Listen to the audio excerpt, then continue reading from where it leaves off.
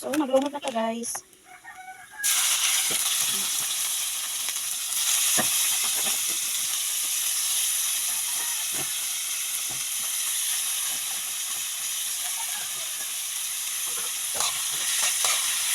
Ano ni sobra gabi guys. Ako ang gabi. Hindi na lang saan palya guys. So, ang kanila may available na ito mga sudan. Ito po tayo magsilipag noodles o pinapa. So, may tayo gulay. Diba guys? Para mo namin siya guys. Butangan natin siya na timpla. Ngayon, butangan natin ng asin. Anak ko magluto guys.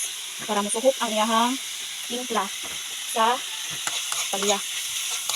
Yung bato natin siyang maluto. So, sa ato lumuran o itlog.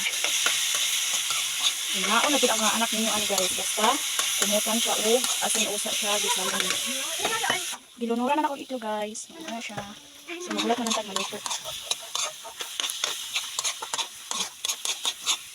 Pero gilunuran yung anak ani guys.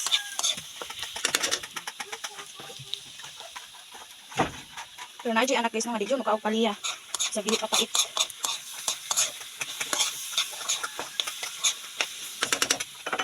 So, mauna ni akong recipe guys na ready to eat na sa pamahal.